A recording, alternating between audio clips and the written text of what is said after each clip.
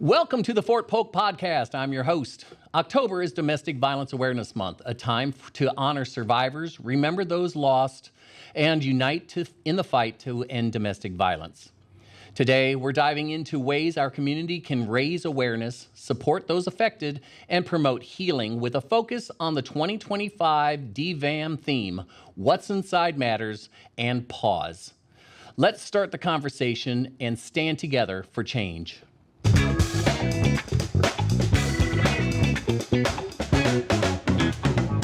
Good morning, good afternoon, good evening, whenever you are watching our program. I am Jeff England from the Fort Polk Public Affairs Office, and we are in the Fort Polk Podcast Studios. Today with me, I have two very special guests from the ACSPC. I have to add the PC in there now. It's Army Community Service, one service, not multiple services, and it's now a prevention center also, your one-stop shop for all preventative needs, including Domestic Violence Awareness Month swag. We got swag. Two very special guests with us, Tamika Long and Darnell Dobbins. How are you guys doing? Good. How are you? Doing great. Yeah, I'm glad you guys can. I'm glad you guys are so excited to be here. It's great to have you back. You know, and it's not their first time here.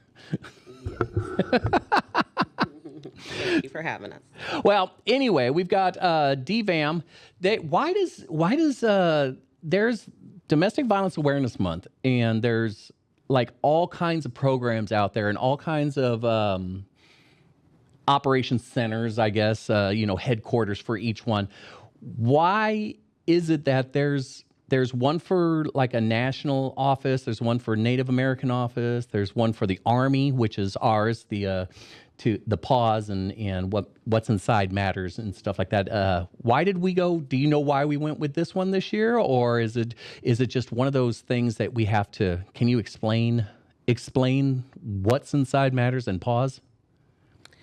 So they try to do a new theme every year to touch bases on survivors, victims, individuals who are impacted by domestic violence.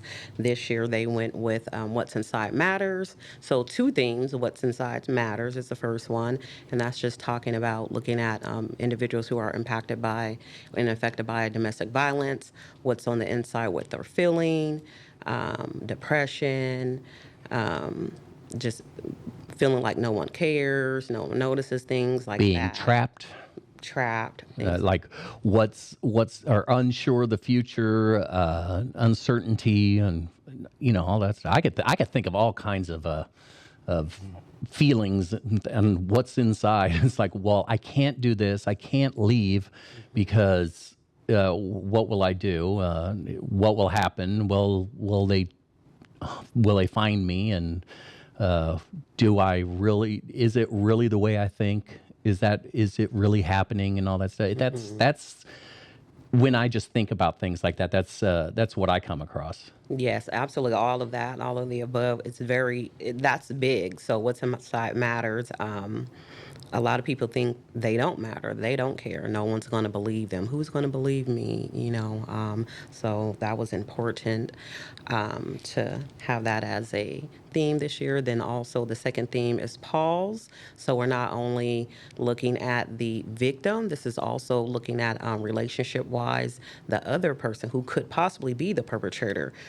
Pause and see if you're the one who's causing the abuse, if you're the violent one, the one who's verbally abusive and things like that.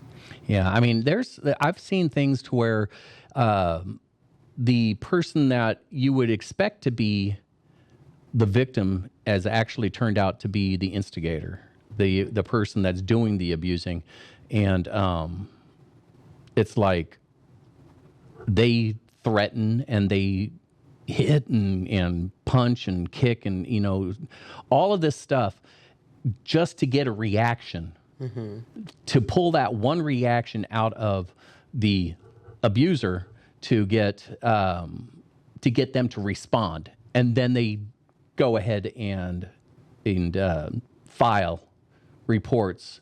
I mean, I know it doesn't happen all the time, but I mean, is that part of the pause program or pause program? The pause and think about it. Absolutely. You want to elaborate? So I believe that, yeah, that definitely hits the nail on the head. That is something that we're trying to advocate for, is for people to pause, because that is a not very common thing, but it does happen, to get people to really look at what's going on in their situation. Yeah, I just find some people are like consummate victims, where they they're manipulative, which makes them the abuser. So they make it look like but it's like, no, but I guess that might not be as common as it is in my head. There's a lot of stuff that goes on in my head. You don't want to be there.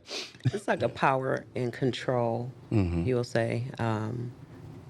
They like the power and they like the control, so that's a big portion of it. Now, on our installation, how bad is it compared to other installations of, the same size or Army-wide and stuff? I mean, I like to think that we're doing pretty good, but I'm always a half full kind of guy. The domestic violence cases, it's been a rise over the past several months. A lot of cases coming in, a lot of phone calls to the 24-hour crisis hotline. This base versus other bases are bigger, so they do have their numbers are higher. But Well, that's just because of sheer numbers. Yeah, I mean, the odds of winning the lotto is better if you buy more tickets, right? right, yeah. Yeah. Well, I think the uprising is actually somewhat good, though, because that means that people are actually getting out there and they're getting the information, and they actually now having the courage to actually come up and actually say something for themselves and stand up for themselves and get an advocate. So sometimes having an uptake is a good thing, because people are not afraid anymore. So, are you getting a lot of phone calls and people just looking for information on that? Absolutely. I get phone calls for information. They want to know what their rights are, what can they do, resources, yeah. Nice. And so October is the entire month of October is recognized nationally Yeah. as and throughout the DoD as DVAM. Yes. So and apparently I'm going to assume that the color purple is. Now, how long has it been purple? I guess since as far back as when it was launched nationwide in 1987. So it has nothing to do with the movie The Color Purple or anything. Okay. It's like, yeah. So October is, I would have to say, the time when everyone comes together and starts to recognize the signs. And what would be some of the signs that we should be looking for? I mean, other than listening to screaming and yelling from your neighbor's house. I mean, sometimes people just talk real loud. It's like apparently I'm yelling all the time because I have I enunciate very well. No, I'm just talking, or I'm talking with passion, but others call it yelling. Why are you yelling at me? I'm not yelling. If you want me to yell, I'll go hoarse. Yes. So some signs could be, and not all signs are loud. Some are, the individual could be withdrawn. So, you can see your neighbors, they're happy-go-lucky, bubbly. Then all of a sudden you can just see a decrease in activity, giving up things that they like, that they used to do, like they no longer want to go out, hang out with their friends. Other signs could be Some things are like excessive drinking. Some things that they'll do to just numb themselves out. It's some signs that you may see in some people. physical, like bruises, of course, wearing long sleeves in the summer, hoodies. It's like it's 100 degrees out here covering up. Okay, now let's hold right there. Let's pause. Because my stepson wears hoodies in the summer, and he's not abused. A 19-year-old actually abuses me. Stop it. And that's actually been a thing that we've actually talked about before, with this new trend of how teenagers and what they actually wear and stuff. So, yeah, it kind of changed that, but it's still something we still would look for, just to be on the safe side. It's not like saying that they are. just still something that's out there that some people use as a technique to hide themselves. Yeah. And so we do have these cards, and it shows like invisible. Not all wounds are visible, and it talks about Oh, look at that. Not all wounds, not all egg. Well, I don't know if I could get it in there. And there's stuff on the back, and it can, Oh, and the back. Let's see. Invisible signs of domestic violence. Low self-esteem, check. Overly apologetic or meek, check. Oh, wait, what's going on here?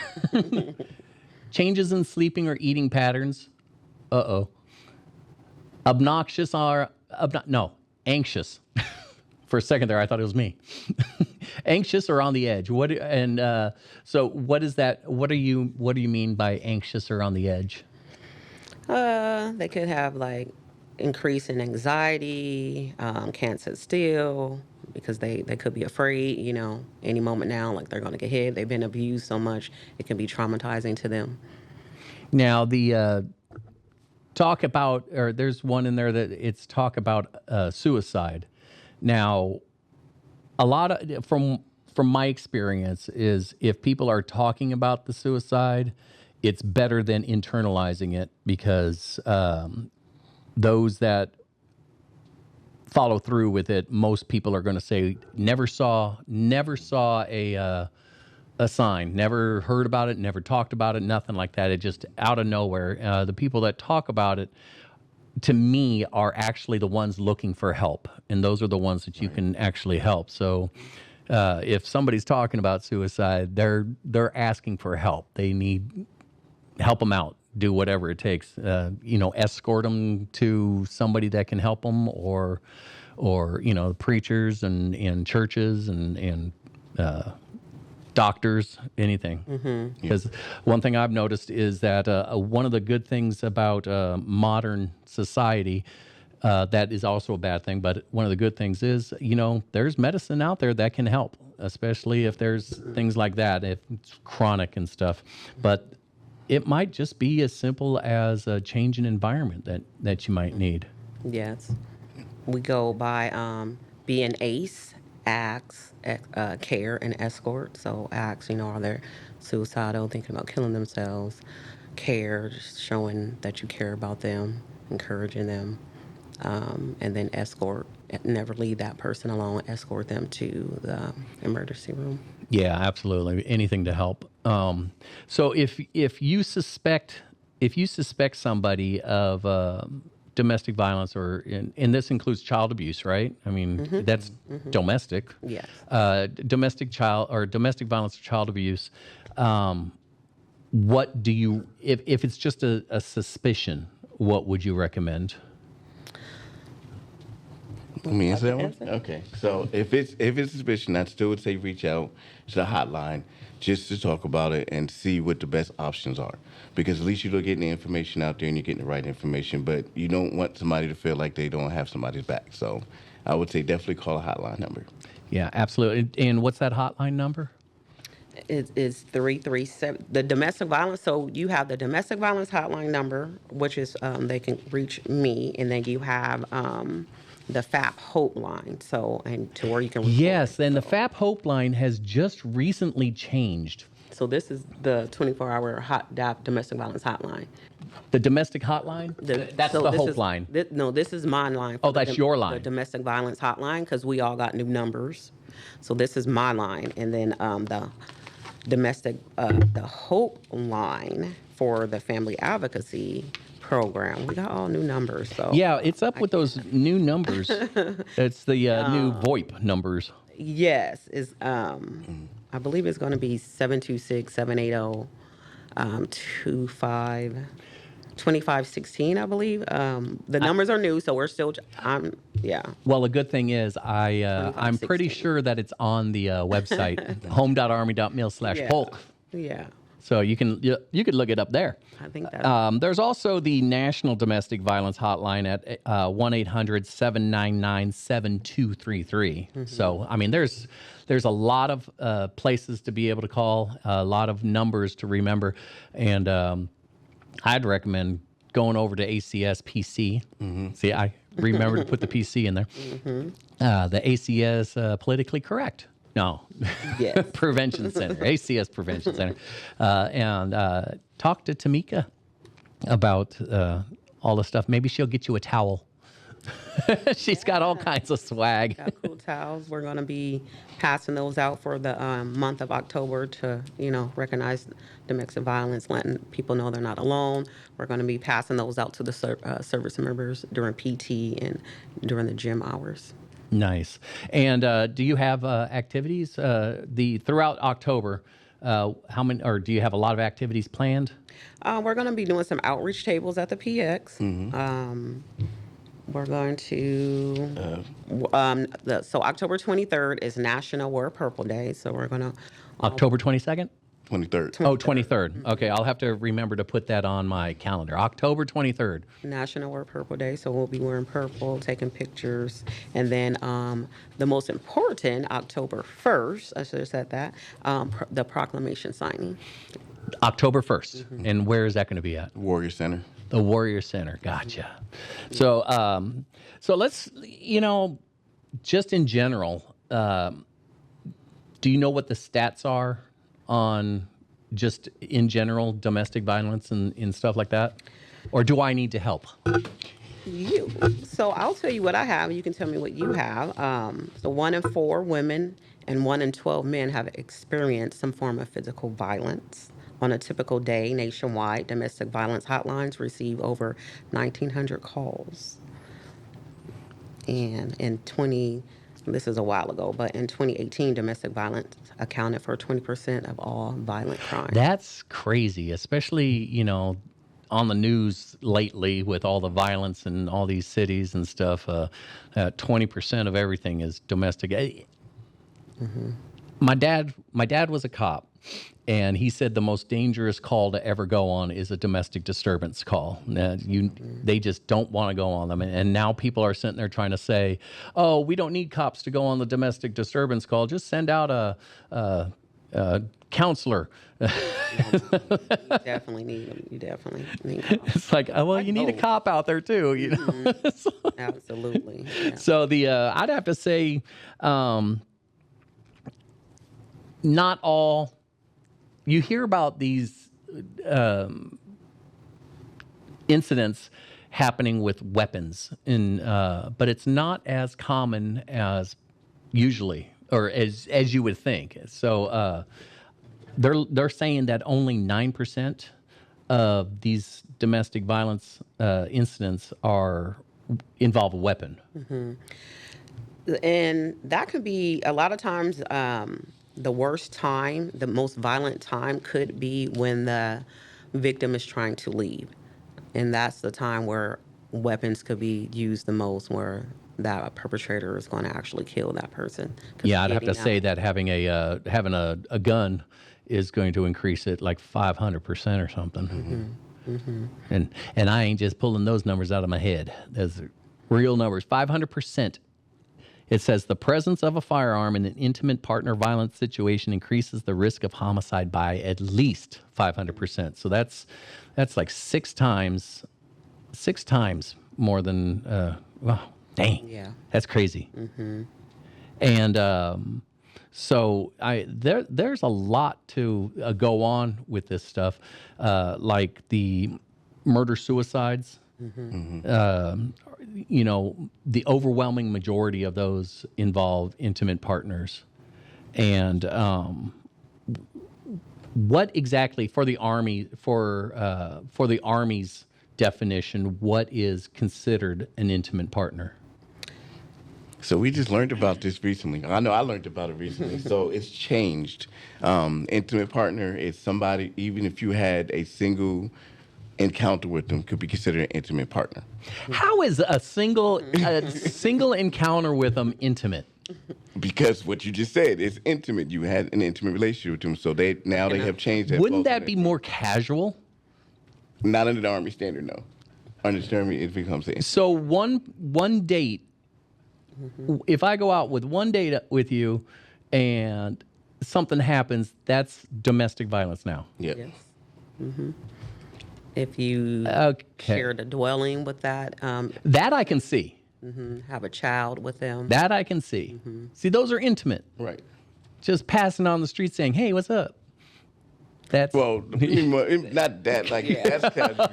But, like, going on a date, y'all actually go out and have a good time and all that. That's when they start saying it's more intimate because that's okay. when So stuff what's can the happen. difference between sexual assault and domestic violence? So domestic violence necessarily not always has to do with a sexual encounter. Sexual assault is basically what they're doing. They're focusing on that one power trip where domestic violence can be anything from somebody that you were upset with and you leave them in the car in freezing cold because they got drunk and you had a fight, right? That can be considered a form of emotional abuse when it comes to it. You know, it doesn't have to be cold. It could be hot out there too. Yes, in Louisiana, that would be correct. It'd probably be hot, most likely. So unconsented, touching for the sexual assault, coercion, forcing yourself upon a woman or a woman forcing herself upon a man. Men can be victims too. So, and then domestic violence, that's hitting, kicking, pulling hair.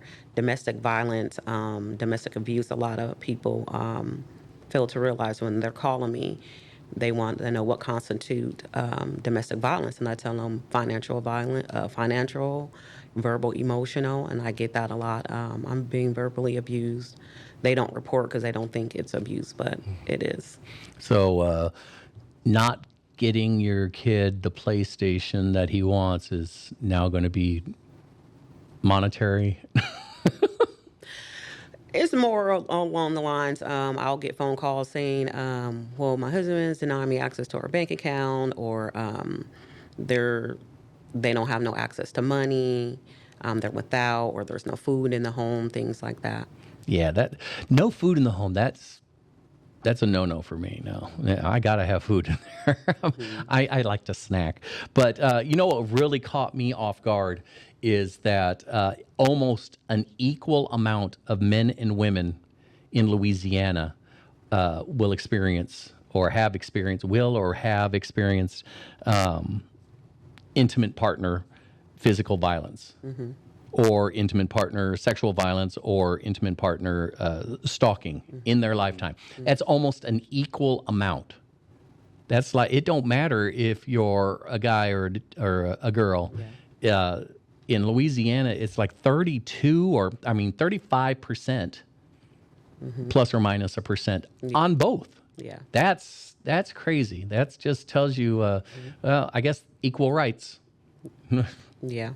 So there's the equality, but more than half of like you said earlier, 2018. It's a while ago, but the numbers are still true. It doesn't change, but the more than half of 2017, what they call it femicide, femicide, and I've never really even heard of that word, but I would imagine what it is. But most femicide victims were killed by their intimate partner, and 70% of the femicides were committed using firearms.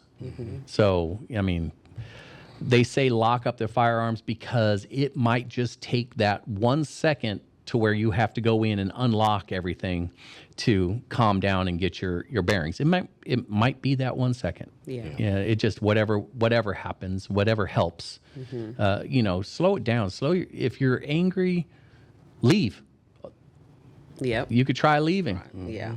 Sometimes that's a little hard to do, but do something. Separate yourself from what's making you angry. Separate yourself from what is going to cause problems, and calm it down a little bit, and then try talking to somebody else, and then maybe get some frustration out that way. Anything to stop, because in this case, violence doesn't help, but some people, I don't get it. How is it that some people are so prone to, strike somebody or be violent when other people in the same situation aren't? Can walk away. It can be a number of things.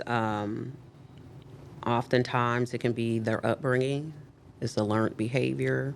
They've seen it in the home. Yeah, are you seeing that the generations coming up now, Gen Z, is more? I don't want to say it, but they seem more accepting of violence and in partnership or relationships. It's like, well, no, that's just the way it is. No, he deserved it or she deserved it, and are you seeing a pattern of more acceptance of this unacceptable behavior? Yeah.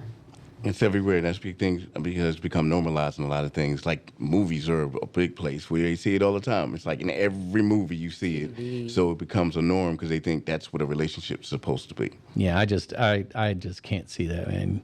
Don't hit me. Yeah. Don't make me angry. Don't ever.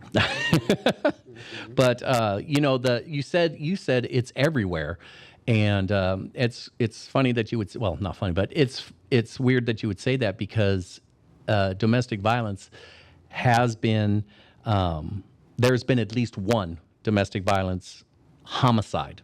And this is just not just regular violence. This is a straight up homicide in every parish of Louisiana.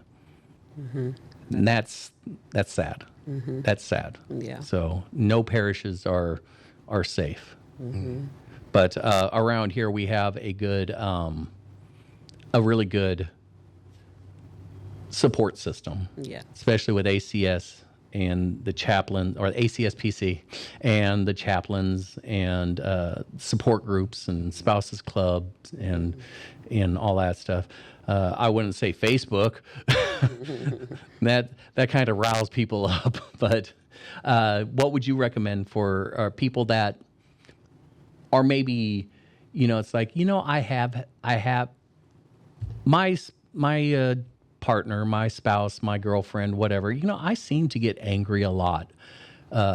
And, I'm getting really annoyed and every little thing is starting to bother me more.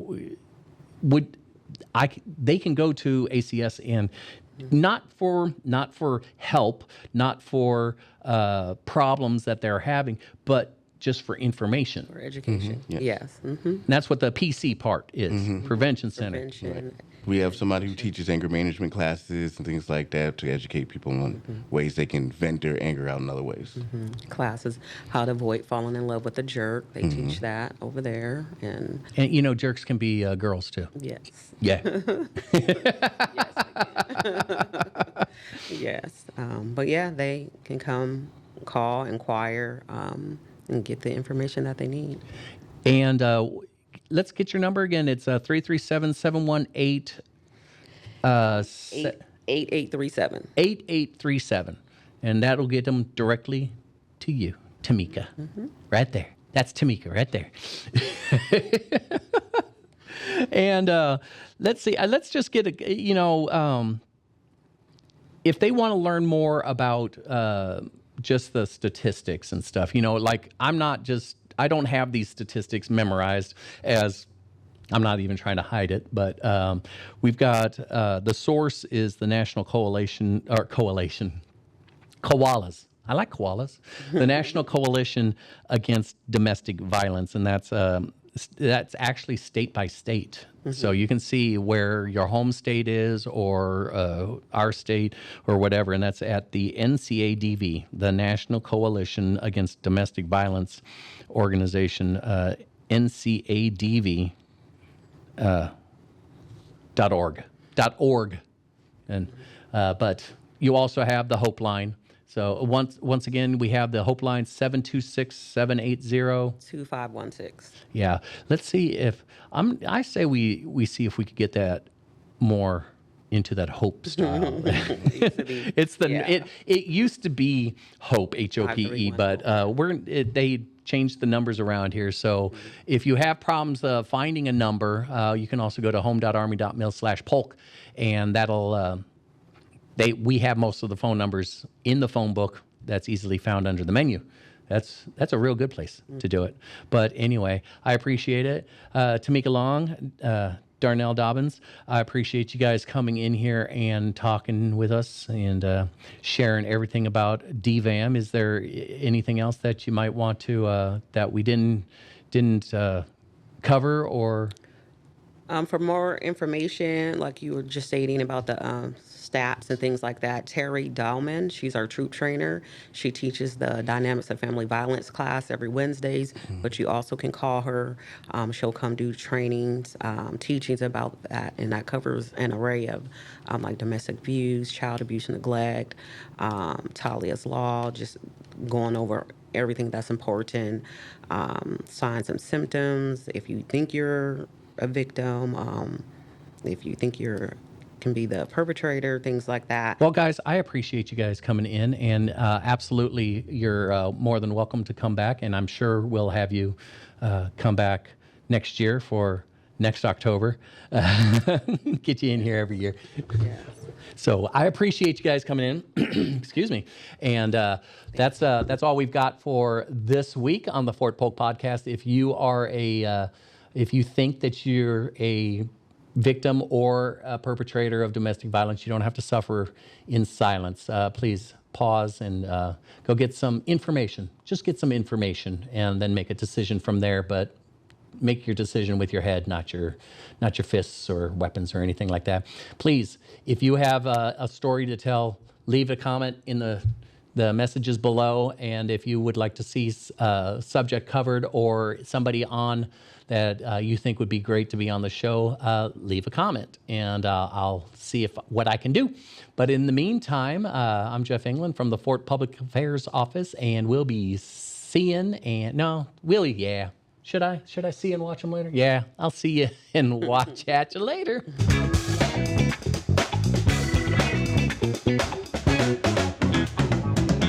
That was easy.